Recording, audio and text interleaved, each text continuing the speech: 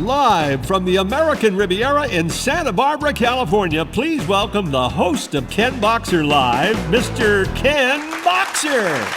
Thank you. Thank you very much. Good to see you. Hello again, everybody, and welcome to another edition of Ken Boxer Live. I'm your host, Ken Boxer. This is a very special second episode in our two-part series with the iconic figure skating champion and Olympian Tai Babilonia.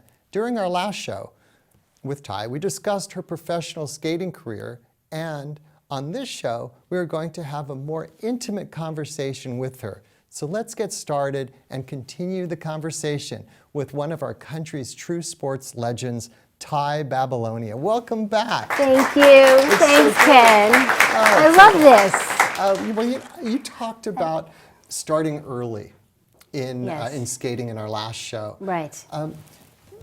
Was there any effects that it had on you when all of a sudden success happened? Did you, at such a young age, success was coming in your early teens? How did you handle that? Well, both Randy and I were very focused, and you know, being amateurs, you learn to set goals and you reach those goals, and everything is pretty planned out for the two of us, and most of the other skaters, the champion skaters, we really know what we're in for. We know what to try and achieve, and it's all we have to do is really skate and compete, and the rest our parents take care of or our coach. So most skaters in the Olympics, unlike basketball, they're all amateurs. They're still all amateurs. No, not anymore. No, I'm talking back then, when in the 70s and the 80s, we were true amateurs. It's all different now. In all sports, you're allowed to accept a check and do endorsements. I have a funny story. Back in '76, Randy and I had made the '76 Olympic team, and after that, we got some attention. I was 16. Flip Wilson, the comedian. The late, comedian Flip Wilson did a TV special for CBS, and we were a guest along with Peggy Fleming, Minnie Riperton, Alex Karras, Richard Pryor, and Flip Wilson. We were all in this special. So because we weren't allowed to accept a paycheck, Flip felt really, he didn't quite understand, but if we did accept money, we would be banned from the sport. It would have caused a problem.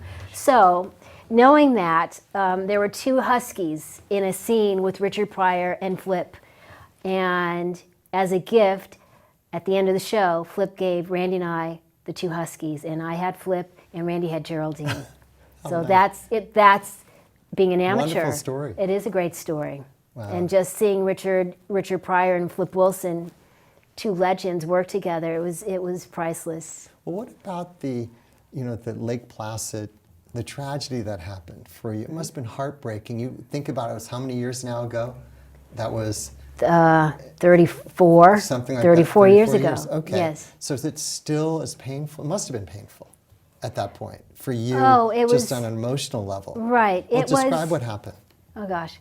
And I just recently, someone sent me the footage, the ABC footage of the whole evening. Tough to watch, and Randy, in fact, has not watched it and won't watch it.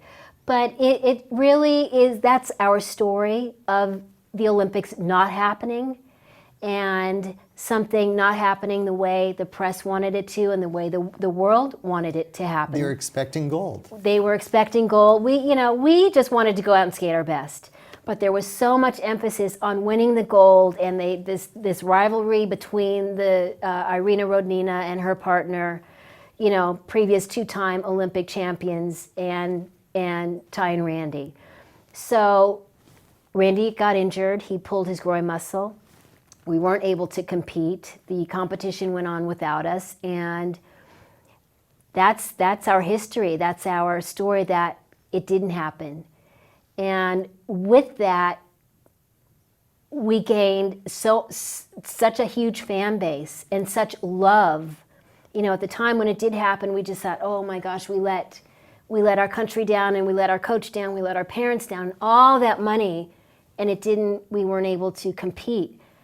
But what it did was the people watching saw that we were human and saw that, you know, it's not, some things just aren't meant to be. So we have those fans from back in 1980 still to this day. And the night that it happened, or the morning after it happened in Lake Placid, we had telegrams then. And in the Olympic Village, we got in front of our door, I think it was over 5,000 telegrams. That morning we got a call from then President Carter, and just the love started pouring in, and that's really what helped us to get through that really tough time. I mean, you certainly have a love affair with your fans, because on your Facebook, you know, oh my gosh, it's just wild. And I was, you know, I was nervous. All of that social network stuff and Twitter. I mean, you kind of, in my position, because I don't have a publicist, I use it, you know, as my PR kind of outlet. And so I keep it positive, but I'm pretty honest. And people and fans and friends just gravitate towards it. So I've learned how to use it in a positive way, because a lot of people use it in a negative way. But we're lucky enough, by the way, to have another clip of you. Okay, which one is this? Well, it's, I believe it's the anthology, just a continuation of a little bit of what we saw in our first episode. Okay. So we're going to see you, I guess with Randy, of course. Okay. Let's watch. Let's watch. And see. It's a clip.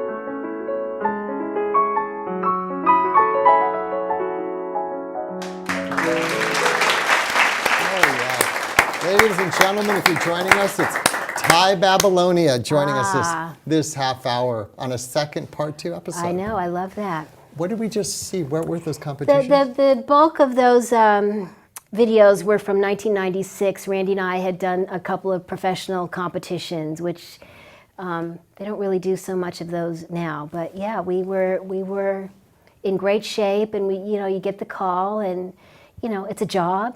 It pays the bills. So yeah, and those we did really well. I'm really happy with that. That I can watch. That you can watch. Yes. But you've had some tragedies in your life. You've had I've had a very ups and downs. Ups and downs. I wouldn't say tragedy. It's I own it. I own all of it. I own mistakes more than mistakes. It's been written that you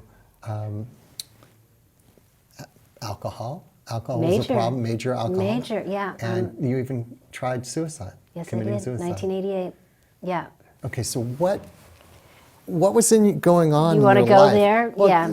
Just touch base on a little bit. What got you to that point to even attempt? I mean, look at all the accolades you would have missed. All this coming on this show, coming back to Well, I've been asked the question, do you have any regrets? And that would probably be the one. Everything else I've done, I own it, and it was part of growing up I was a little on the wild side. Okay, so being young, you're Being going to the young. parties, I presume. And Well, it started. We were working a lot. It was nonstop, and when you're on the road, it was it was like being a rock star, and it was just go go go go go, and you want to take this work that's offered to you because we have bills to pay, and we were taking everything and getting so many offers. And back then, in the 80s, and having a partner who had a lot of energy and just loved being out there all the time and just, bring it on. Randy was like, more, more, more, more. And I was having a hard time with it. So being my personality back then, it's much different now, I would just say yes to everything because Randy would say yes. And I didn't want to look like the big baby, oh, she's tired, or oh, she can't do it, and whatever. So I was saying yes to jobs I knew I probably couldn't perform in or was not capable of mentally and physically, and it caught up with me. And I think I had the breakdown in a bathroom at Harrah's in Lake Tahoe. It all came to a head, and I even attacked my partner. I was tired, and I was drinking. I was drinking a lot. what was your choice of drink? Back then, was it wine or it started the drinking. The problem started simply with a glass of wine, escalated to a bottle of wine, escalated to Jack Daniels, brandy. Really whatever was available. And back then, once again, this is the 80s. In those dressing rooms, you have a full bar. Those Sammy Davis's dressing room. Sure. So it was there. I had access to everything. It caught up with me, and I was so out of sorts and out of, just out of touch with myself and everyone around me. And I had said I was going to quit. There was a tour after this gig in Lake Tahoe, which I think was maybe 6 or 8 weeks. And then there was a tour after it. And I wasn't having any part of that tour, and I said I was going to quit. And I hightailed it back here to Santa Barbara. Really? Yes, with my skates. And in my mind, I was done. And when I made that announcement, a lot of people weren't happy. I mean, is it true that I read People magazine mention that you took your skates and threw them in the gutter here in Santa Barbara? Here in Santa Barbara. And there's I christened your gutter with my skates. But that's true. How tragic is that? Well, that's how it is sad. It's very sad that I was pushed. No, I wasn't pushed. I allowed myself to get to that point. Once again, I own all of it, and I'm not blaming anyone. It was just a point in my life where I didn't know I had a voice, and I didn't know I was allowed to say no. Now I know. And if I'm tired, you say it, and I have a voice, and it's a very powerful and strong voice. But back then I wasn't sure. Mm-hmm. I was afraid to speak my mind. How was the suicide attempt? Was it sleeping pills? I had no idea what I was doing. I wanted to just go away. And it's it's a selfish act. It's because it affects everyone. But something's wrong when you're pushed to that point. So people took notice, and people started to listen. Is that the way to go about, having people listen? And no, absolutely not. But I did it, I own it, and I moved on. And how long have you been sober now? I've been sober 5 years and 5 months. Congratulations, Thank ladies you. and gentlemen. Wow, wonderful. I'm not very good at patting myself on the back, over skating or whatever, but with the sobriety, I learned to pat myself on the back because it's huge, huge. And what a difference. What a difference. I can only imagine. Yeah. It feels great. But, we have another clip that we want to try and get into the show. Okay, Okay, and it was let's you do with it. Bruce Jenner. Right. It was on a show. Skating with Celebrities back in 2006, I think. Okay. Yes, and they picked Bruce Jenner to skate with me. Bruce I've known since 1976. He was a non-skater, a true non-skater. So you will see in the clip what a true non-skater Olympic decathlon athlete looks like. Okay. Scared me to death. Let's watch. Tai Babilonia. But he was Bruce great. Jenner. He was great. Ladies and gentlemen, Bruce Jenner and Tai Babilonia.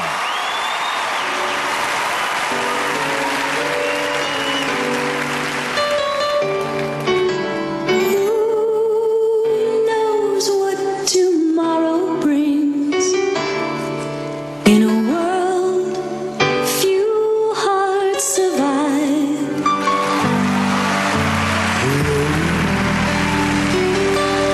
Is long. There are mountains in our world, but we climb a stair every day. The lifters up where we belong, where the eagles cry on a mountain high. The lifters up where we belong, far from the world we know, where the clear winds blow. Time goes by, no time to cry. Life's you and I, life's changed. The lifters up where we belong, far from the world we know, where the clear winds blow.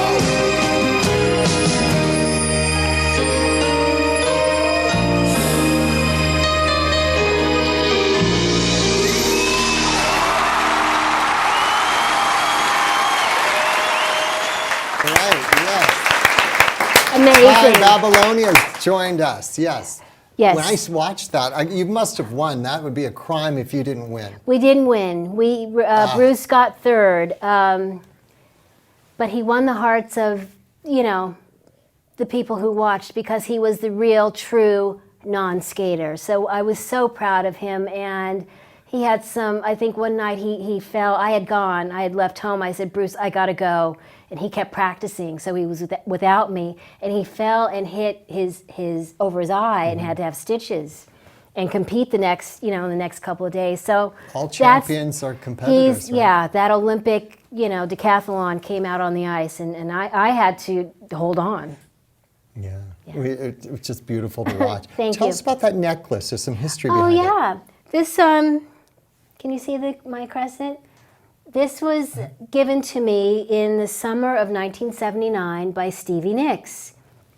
And Stevie, I write about it in our first book, is a huge lover of ballet and dance. As you can see when you watch her, she loves to pirouette and twirl, Sure. and she's very elegant on stage. And she happened to be, a fan of Tai and Randy, Randy and myself. So she had gotten a hold of someone at the rink where we were skating in Santa Monica and said to this person, I want to come and drop off, because I'm a fan, I want to drop off some gifts for good luck. And this was before Lake Placid in 1980. So she said, I'll be there at a certain time and wait for me, and I'll have all this stuff for you, these gifts. So we waited like an hour and a half, maybe almost 2 hours, and no Stevie. So we left, Randy and I left, thinking it was a hoax, it was a joke, and it was a bad joke, but we just thought maybe. So maybe 20 minutes after we left, guess who shows up? Stevie Nicks, red chiffon, the gifts, Fleetwood Mac programs, and pins, and t-shirts, and this beautiful gold crescent moon. So the big story regarding this is I've only taken it off once since then. And I took it off the night of the short program in Lake Placid. Our coach, Mr. Nicks, funny, it's the same name, said maybe it'll get stuck, just in your costume, so maybe you should take it off. So I reluctantly took it off and handed it to him, and we ended up not competing. history, So right. I'm very superstitious. It's been around my neck ever since.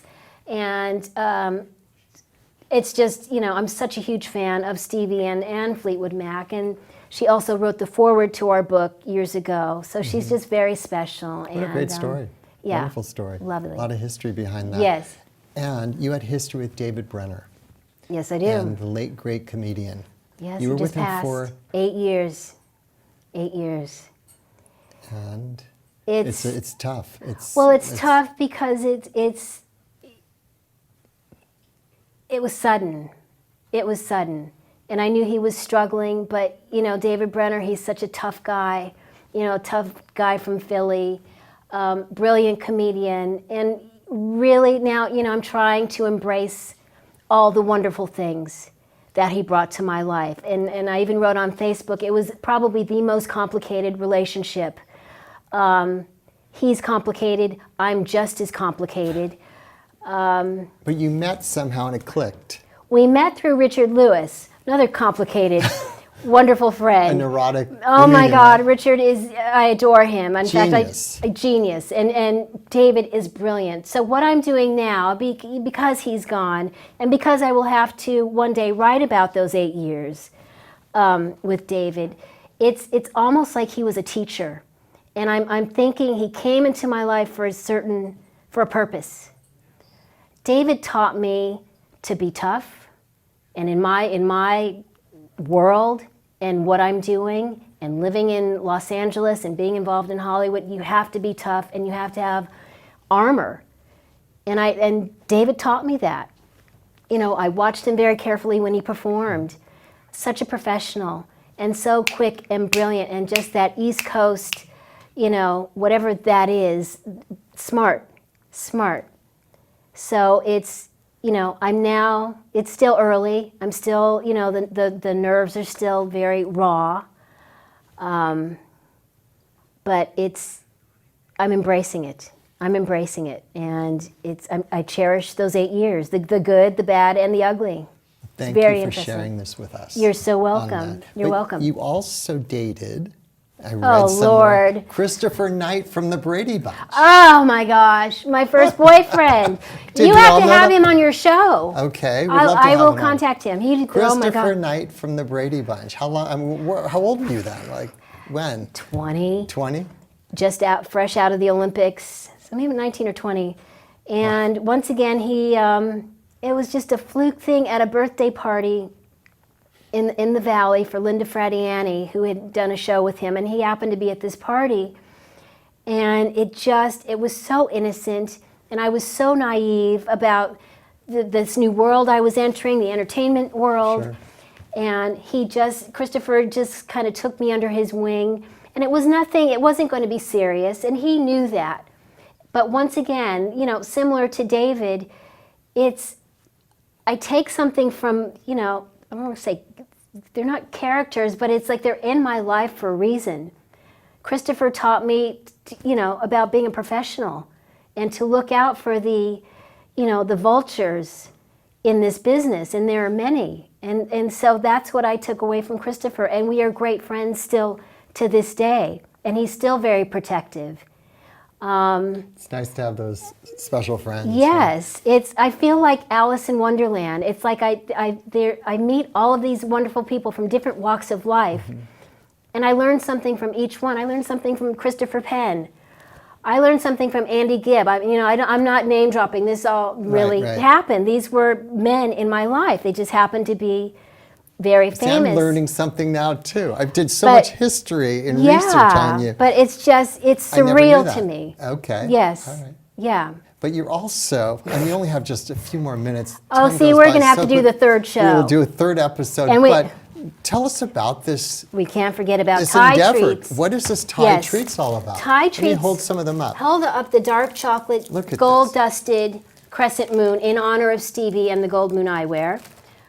So Thai treats started, those are pink skates because I wear pink skates, and butterflies. Pink skates. And Look at white these chocolate. And here this they are. happened, I did a guest spot on a radio show with Frank Sheftel, who happens to also own the candy factory in North Hollywood. Probably getting a good shot on it in just a moment. here. Yeah, and Let's so- see. There we go. Frank, as a gift for doing the show, gave me a milk chocolate skate as a gift. And from there, he asked, would you like to design your own line of chocolates and lend your name and so on and so forth. And this is what, a year later, and This is what came skating, about. yes. Thai treat, and also a I little love saying it. here. That's or all the something. ingredients, and it's ThaiTreats.com. I love this one. The And I do wear skates. pink skates. That's strawberry chocolate. So I'm on Facebook. We're on Twitter. I'm at Thai Treats on Twitter. And it's so funny because I was never, first of all, I'm not a big sweets person, but I was never allowed to eat candy, because of what I did. Yeah. We just didn't eat candy. And so now I'm in it, and I love it. Well, my brother, before the show was talking to you, I'd overheard that he was asking questions about the health aspects. That Of the dark chocolate. Yes. Yes. I I mean- don't know exact. I mean, he would know more about the benefits. But I'm hearing dark chocolate is very good for you, the body. Well, which is the most popular Thai treat right now? Oh my do you know God! which one I do you think have? well, in the skating world, because the skate, it's no one's ever done this, so the skates are a big hit with the skating world. These are a great gift, for any occasion, and we do custom candy, Thai Treats custom candy for Easter, for parties, for big events, and it's just it's a crazy little world, and You got a little niche. I'm You got so a little- honored to be a part of it. And it's all over the world through the internet. Yes, and we ship everywhere. We've gotten orders from Hong Kong, Australia, everywhere. So That's it. Okay. that's Thai Treats, Thai. ThaiTreats.com. Ty, I can't believe this is now coming to an end. 2 episodes. Oh you were my so gosh. gracious. Well, did we- As we're doing this interview, I look at you and I'm going, I can't believe we have in our studio Tai Babilonia. Well, I mean, thank all you. that I you've done appreciate for that. the country, representing us Thank you. all around the world. And It's a things are delight. great now, and I have to, I thank you. I thank you Our for your audience here. support through the and everyone through the years. Like we said, I have my career. And I think it's always going to be like this. I say it's Mr. Toad's wild ride, and my seatbelt is buckled. And welcome back to Santa Barbara. We Thank love having you. I don't want to leave. All right. I'm coming back. All right, you're coming back. Yes. Well, that's it for our special 2-part edition of Ken Boxer Live with Tai Babilonia. Now, if you've missed any part of our 2 interviews with Tai, you can view each show on our website at kenboxerlive.com. Also remember to be sure to tune in for some of our upcoming shows, which will include actors Alan Thicke, Lost in Space star Billy Mooney, and actress Mariel Hemingway. So now for my special guest, Tai Babilonia, and for my director, Nick Ferretti, and for my entire production crew, I'm Ken Boxer saying we'll see you next week on Ken Boxer Live. Good night, everybody.